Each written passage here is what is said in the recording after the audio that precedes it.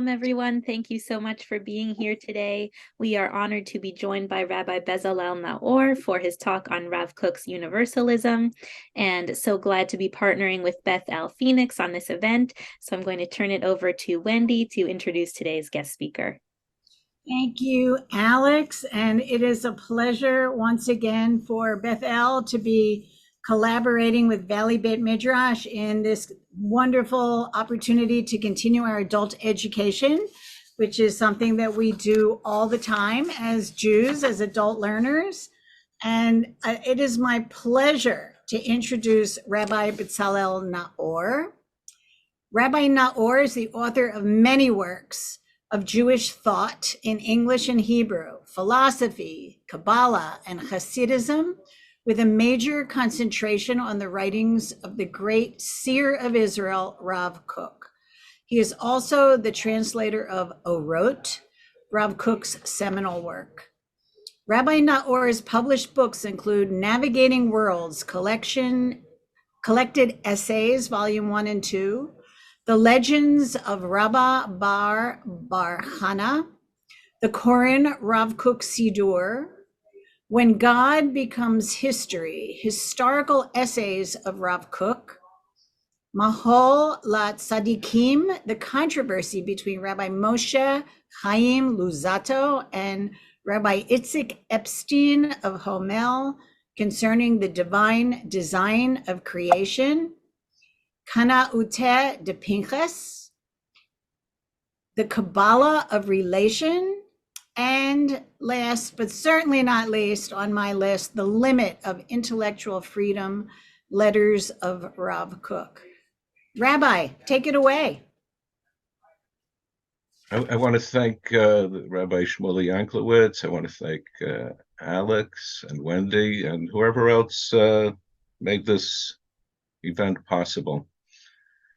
As I've been telling Alex and Wendy, here in the Northeast, because of wildfires up in Canada, there's smoke inhalation, and it's affected my airways, my air passages. So, yeah, bear with me. My eyes are itching, and my nose is running, and my throat is throaty. That having been said,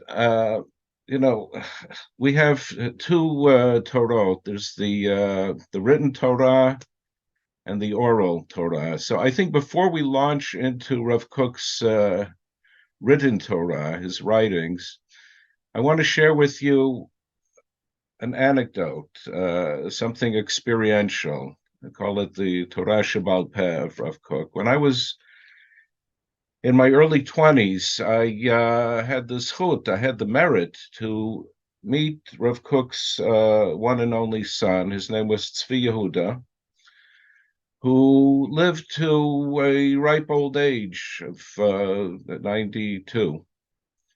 And when I got to him, he was already an octogenarian.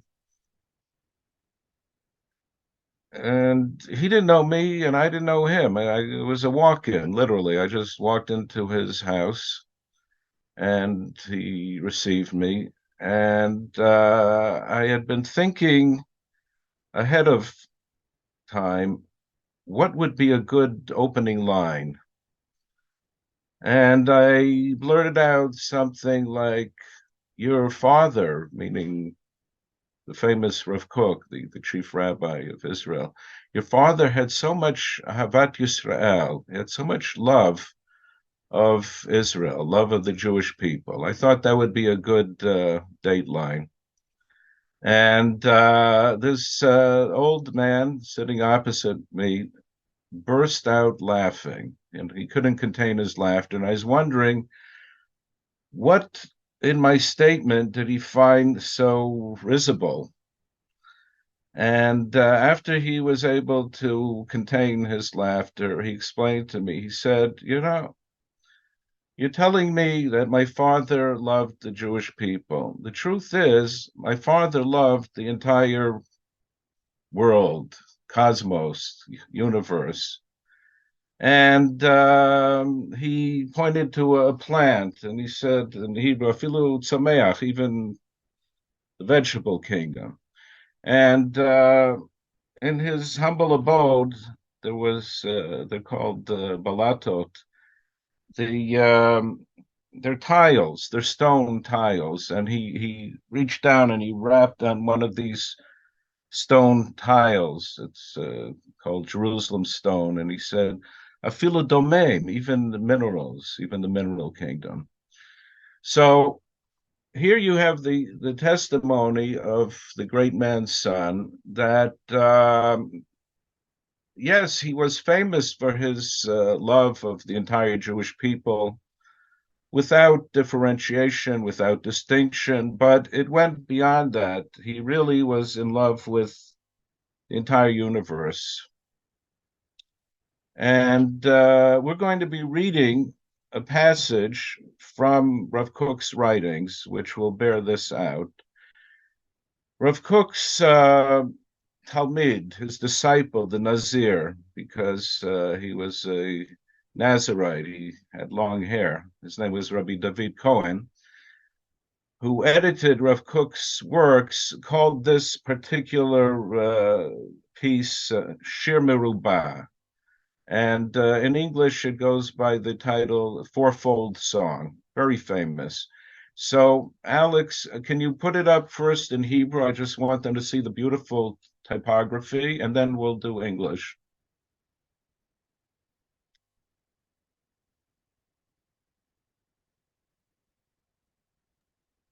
Can you see that okay? I can see it. Okay, I hope great. everyone else can. Shir Merubah. And there's another page that goes with it. There we go. That's the conclusion. This editor of Rav Kook, who was his disciple, Rabbi David Cohen, the Nazir, was a fabulous editor, and he had an eye for typography. And if you notice, it's beautiful typography. It was done way back in the 1920s and 30s, and it's still gorgeous to this day. Okay, so now, Alex, let's put up the English translation, and you can read along with me. Shir Merubah, a fourfold song. There is one who sings the song of his soul, and in his soul he finds all, full spiritual satisfaction.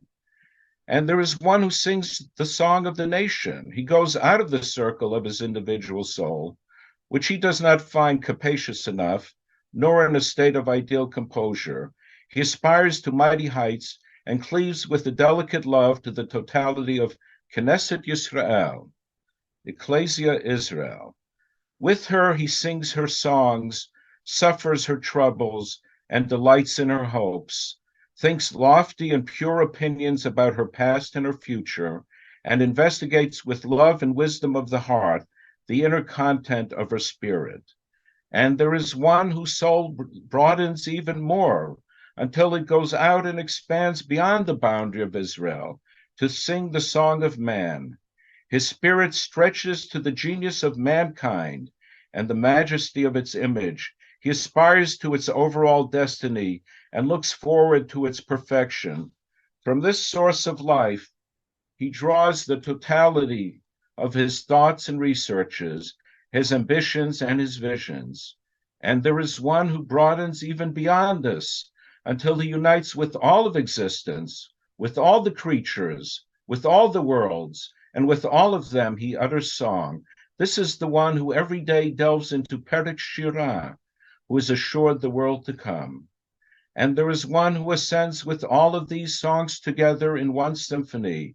All lend their voices, all harmonize together. Each contributes to the other vitality and life, the sound of joy and the sound of happiness, the sound of jubilation and rejoicing, the sound of gladness and the sound of sanctity. The song of the soul, the song of the nation, the song of man, and the song of the world, all together constantly combine in his midst. And this perfection evolves to a holy song, the song of El, the song of Israel. in the might of her strength and glory, in the might of her truth and greatness. Yisrael, Shir El, a simple song, a twofold song, a threefold song, a fourfold song, the song of songs of Shlomo, of the king, that peace, shalom, is his. So you're getting a taste of Rav Kook. The debate continues to this day whether he should be categorized as a philosopher or a poet. I hope you'll agree with me that he's both. He's a great philosopher and a great poet. And he has this vision. He's a cosmic thinker. It's a messianic vision. And I'm going to share with you bits and pieces of other writings of his. And by the way, a recurrent term in Rav Kook's writings is Orot shel Mashiach, the light of the Messiah. And people ask me, did Rav Kook think that he was the Messiah? I don't think so, but I think that he credited himself with the ability to look into the future, to be a futurist, and to get a glimpse, I would call it, of the Yemot HaMashiach, of the Messianic era. But that's a very important term in Rav Kook's writings. It comes up all the time, Orot shel Mashiach, the light of Mashiach. The next piece I'm going to share with you comes from Alex. Can they see something if I hold it up? Yes? Yes. You might just have to raise it a bit. Yeah. Okay. This is a work that Rav Kook published on the eve of World War I in 1914. It's called Arpalei Tohar, Clouds of Purity. And as the other writings of Rav Kook, it came out of a spiritual journal. Rav Kook was not a systematic thinker. He was an inspired writer. He kept spiritual journals, was constantly writing. And down the line, these journals would be organized by his disciples, such as the man I mentioned before, the Nazir, because he had the long hair. His name was Rabbi David Cohen. Rav Kook's son, whom I had the privilege of knowing quite well, Rav Tzvi Yehuda Kook, and others. But this Arpalei Tohar is a unedited, uncensored journal. And today we have 8 of them. They're called Shmona Kvatzim. It's only in the past years that they have been revealed. They were kept in manuscript. And as I said, students would go into them and take out pieces. But this Arpalei Tohar is the Kovetz Beth. In that collection of the Shmona Kvatzim, of the 8 journals, this today is listed as Kovetz Beth. That's the second journal. But Rav Kook titled it Arpalei Tohar. And here is a pensée, a thought of Rav Kook. Mashiach yifaresh Torat Moshe. The Messiah will interpret the Torah of Moses. B'zeh yitgale hachisayon bolam ech yonkim kol ha'amim b'miflagot ha'enoshiot et l'shad chayehem haruchaniyim mehamakor ha'yesodi echad. So the Messiah will reveal how the entire world, all of the peoples, all of the parties, all of us who make up the family of man, we're all deriving our spiritual vitality from the same foundation.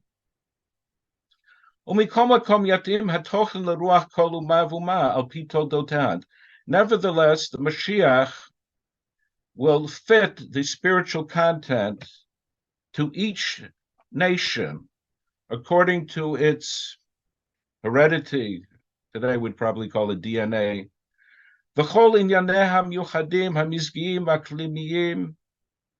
So again, Mashiach will know how to tailor it to the temperament, the climate, all the economic differences among nations, and the different characteristics of each people. So each nation will receive individualized, customized attention, but it's all deriving from that same divine source of inspiration. All will derive nourishment from one source. So this is Rav Kook's vision of mankind in the future, in what we call Yemot HaMashiach, the Messianic era, where there will be room for diversity. There will be a great spiritual awakening, enhanced spiritual consciousness, but it will not deprive peoples and individuals of their specificity. This is a very important teaching of Rav Kook. And he goes on, he says, Kol dibor v'dibor nechlak l'shivim l'shonot. Every word will be subdivided into 70 languages. V'tyashvut hamuchlata shel yichud haruchani shel kol ha'olam enoshi. B'tzuram kayemet et kol hatov shel hachofesh haprati ishi v'kibbutzi. So there will be a spiritual unity. There will be unity within the diversity, or diversity within the unity.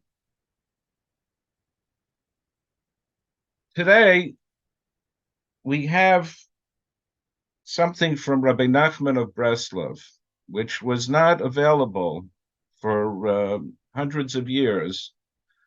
You may have heard that there are similarities between Rav Kook and Rabbi Nachman.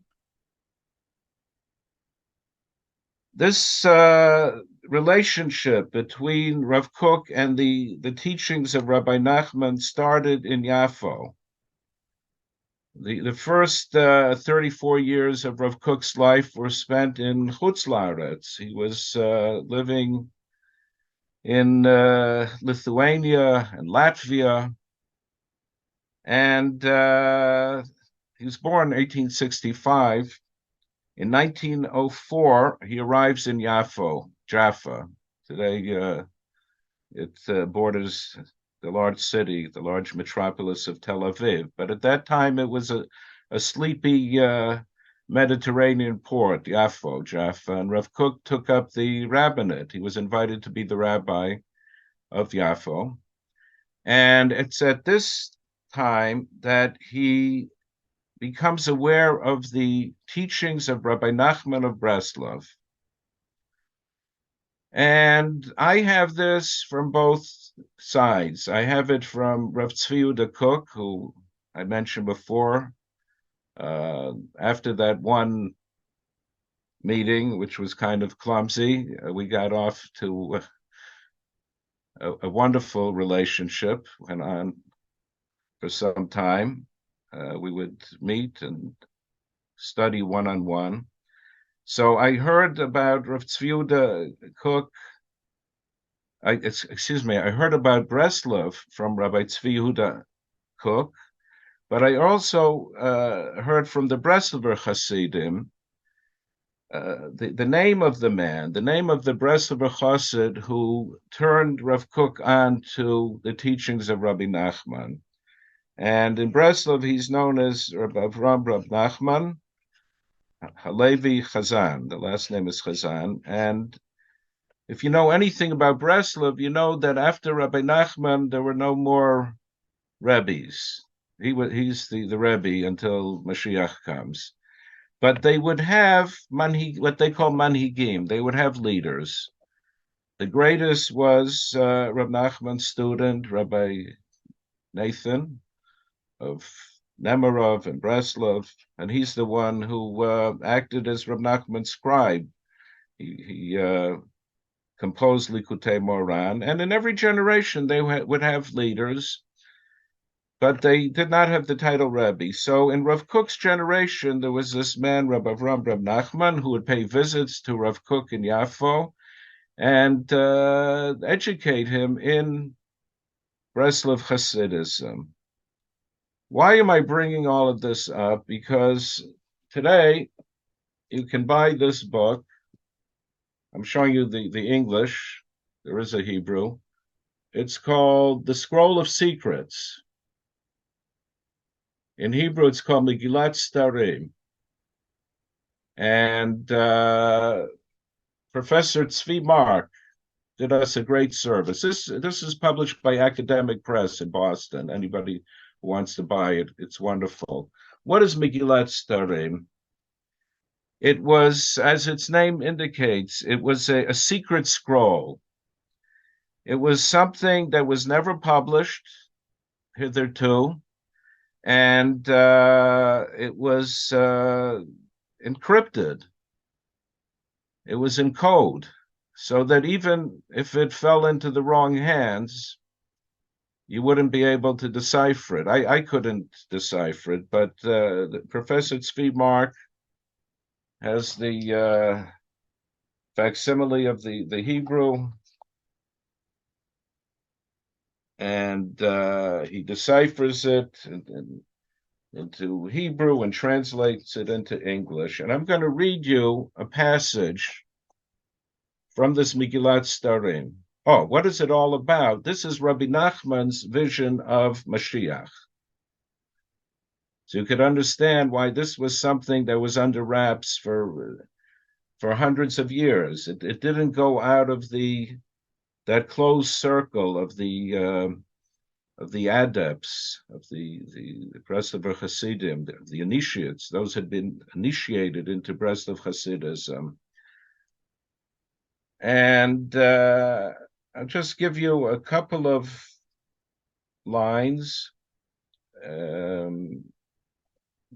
See, first I'll try in Hebrew, although it's encrypted, as I told you. He says, אחר כך יישא לכל המדינות ויעשה להם נימוסים סמוך לדת ישראל, גם יהיו תפילות שיתפללו האומות. Let me translate that into English. It's referring to the Mashiach. Again, this is Rabbi Nachman's vision of the Messiah. Afterwards, he will travel to all the kings, and he will make for them customs similar to Israel's religion. Also, there will be prayers that the nations will pray. So one thinks that perhaps this pensée of Rav Kook from Arpalei Tohar might have been inspired by the Megillat Starim of Rabbi Nachman. I don't know to what extent Rav Kook and his son, my teacher Rav Tzvi, were initiated into the secrets of Breslov Hasidim. Again, this was reserved for very few, this Megillat Starim. It was handed down in every generation and didn't go out of a very close circle. But if it's conceivable that Rav Kook read Rabbi Nachman's Megillat Starim, so that would have served as a paradigm for this kind of thinking, that the Mashiach, as Rav Kook says, Yefaresh Torat Moshe, he will interpret the Torah of Moses in a way that makes it universal, accessible to all the nations of the world. But again, it has to be customized and tailored to the spiritual needs of each nation. And each nation has different temperament, different spiritual needs. So that's coming right out of the Megillat Starim of Rabbi Nachman. That's how Rabbi Nachman foresaw the Mashiach, that he will preach to the nations and create for each nation's nimusim samuch ledat Yisrael. It won't exactly be the Jewish religion, but it will be close. It will be a variation on the theme. And Rabbi Nachman says that Mashiach will compose prayers for each of the nations. They won't have to daven from our siddur. Each nation will have its own siddur, its own prayer book, adapted by the Mashiach. So this is something that I think came to me today in preparation for this shiur. I had this flash that what Rav Kook is saying in our Palei Torah might have been inspired by Rabbi Nachman's Megillat Starim, which has been around. Rabbi Nachman passed away when 1811, I think. It's been around for a long time. I want to speak about the halachic category of ger toshav. This is something very important in Eretz Israel today because we Jews in the state of Israel are once again in the driver's seat. We are in power. We didn't have such power for 2,000 years since the destruction of the temple and our state by the Romans back in 70 CE. So 2,000 years later, we are once again in power. We have political power. We have a nation state, a political entity, and that thrusts certain responsibilities upon us towards the minorities that are living in Israel who are not Jewish. And I marvel how Rav Kook had such sensitivity to the plight of human beings who will be living in a Jewish state who are not Jewish, and they will be the minority. And I think that this sensitivity predated his arrival in Eretz Yisrael. As I said, the first 34 years were spent in Eastern Europe and in Russia, in Lithuania, in Latvia. And he was already thinking ahead. What will be? That one day there'll be a reconstituted Medinat Yisrael, there'll be a state of Israel, and this halachic category of the ger toshav, the resident alien, will come into play once again. And I'm going to share with you a couple of passages that I think were written already back in Eastern Europe. Now, I'm holding up another book. It's been out of print for many years. It was done by Bezalel Naor, and it's called Of Societies, Perfect and Imperfect. Years ago, I had a friend who was a professor of sociology. He was quite good. He was a Yaley. He had come out of Yale. And he was roommates with Lieberman, with Joe Lieberman, who was a senator from Connecticut. Anyway, in fact, Joe Lieberman was at my friend's daughter's wedding. Anyway, when I shared the book with him, he told me, I'm going to develop a course in sociology around your book because it's so amazing what Rav Kook has to say. Rav Kook wore so many hats. You know, we already have him as a philosopher and a poet, but he's also a sociologist. He's a Kabbalist / sociologist. So these are selected, as you see on the cover, selected readings from Ein Hayah, Rav Kook's commentary to the Ein Yaakov legends of the Talmud. And again, just a snippet. A stranger and resident, and he will live among you, says the Torah, in relation to Gentiles who live among us in our land. We insist only that he desist from an evil and injurious path and be a straight man according to the Noahide code. That's the 7 Noahide commandments. Inasmuch as he has a nation and a homeland for which he longs and has affection, he is a stranger. Nevertheless, the Torah recognizes him as a resident in terms of affability, freedom, and human rights. Let your heart not persuade you to rob him of his natural feelings for his people and land, making him simply a resident. Rather, a stranger and a resident, and he will live among you. So you're hearing this great sensitivity that there could be someone living in the state of Israel of a different nationality, and we have to go with that. You know, we cannot rob people of their identity and try to, you know, fit them into our identity, which is different. That's one passage. Here's another one.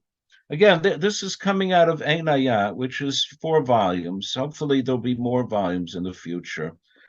Ein Hayah is a commentary on the legends of the Talmud. And, you know, the Talmud is quite voluminous. So when we have all of it, it will be quite voluminous. It's already up to 4 volumes that look like this. This is one of 4.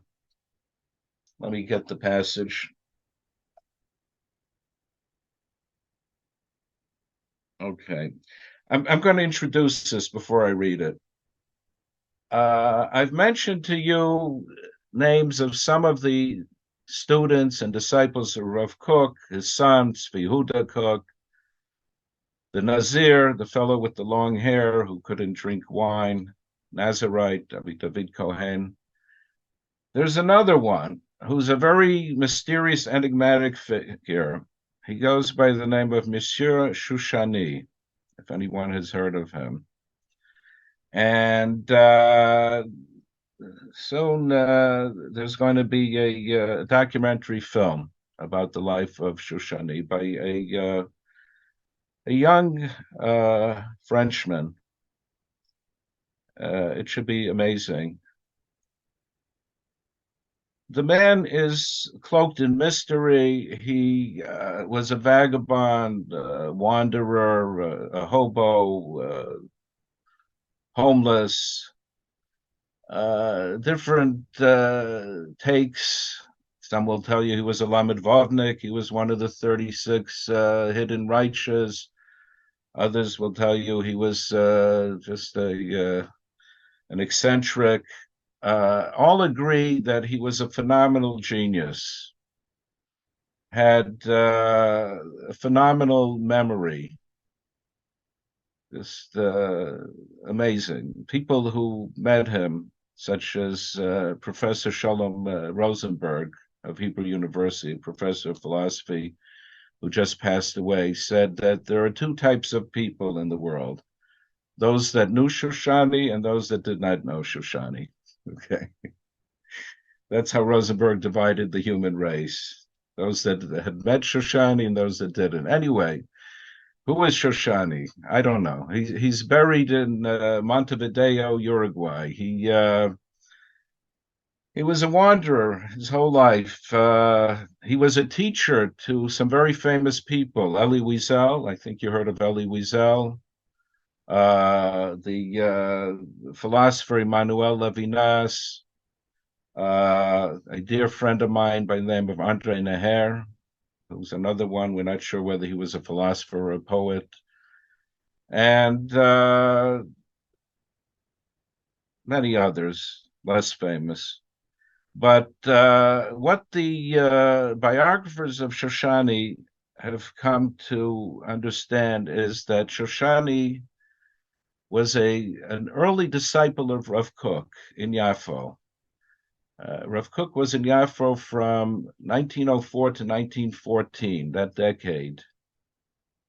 And he had a yeshiva, if you want to call it that. It was a pretty informal affair.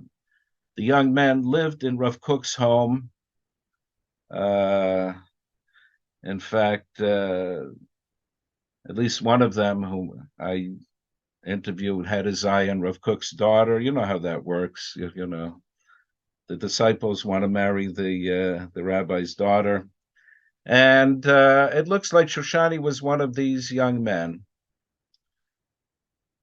Why do I bring Shoshani up? I'm going to read you a piece from Einaya, where Rav Kook is going to turn the entire humanity into Yisrael.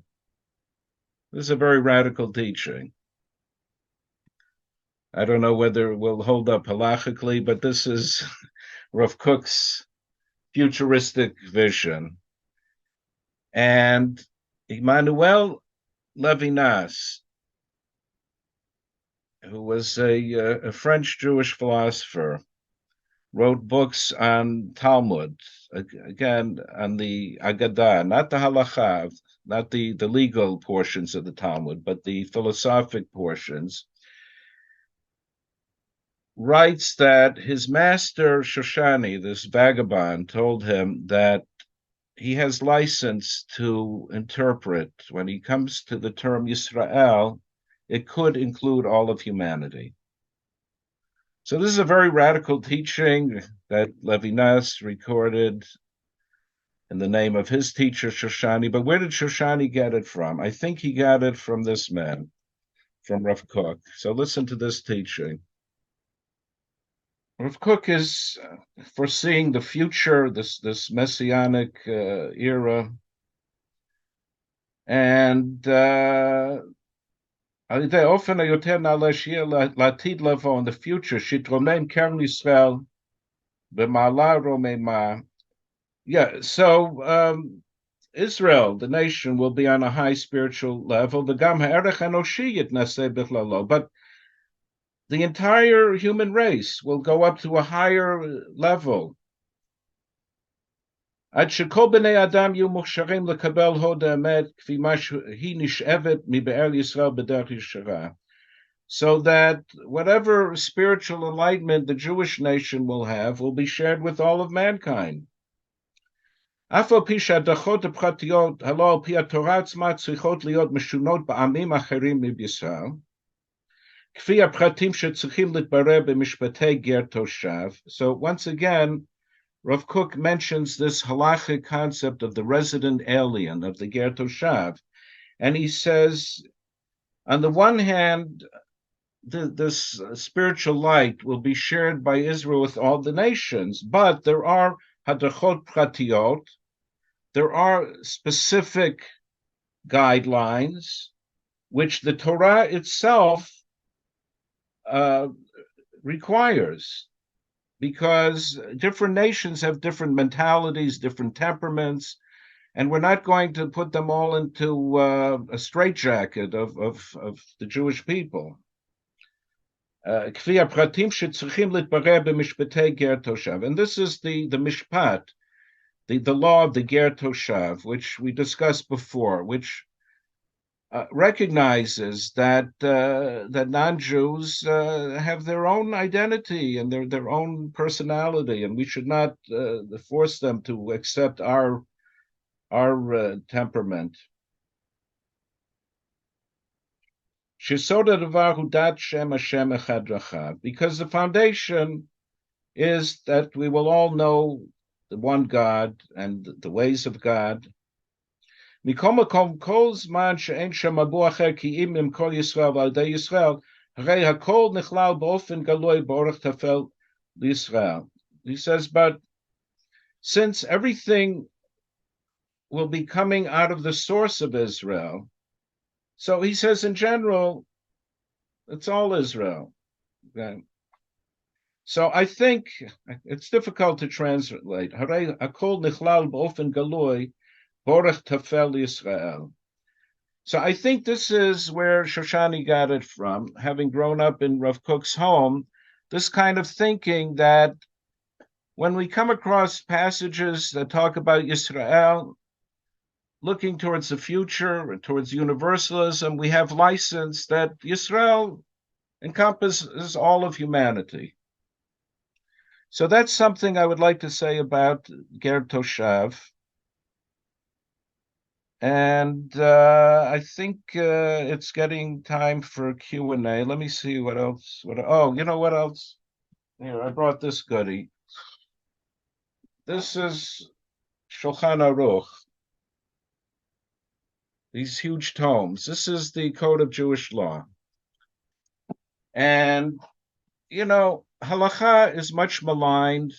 We hear a lot of bad things about halacha gets bad press, all the horrible things in Jewish law. But the truth is, you don't want to throw the baby out with the bathwater. Yes, there are things which the rabbis should be addressing. The aguna issue, you know, where it's difficult for a Jewish woman to receive a divorce. This is something that has to be addressed, and it's way overdue, hundreds of years overdue. And we need great rabbis, bold rabbis, courageous rabbis like Rav Kook, who will do this.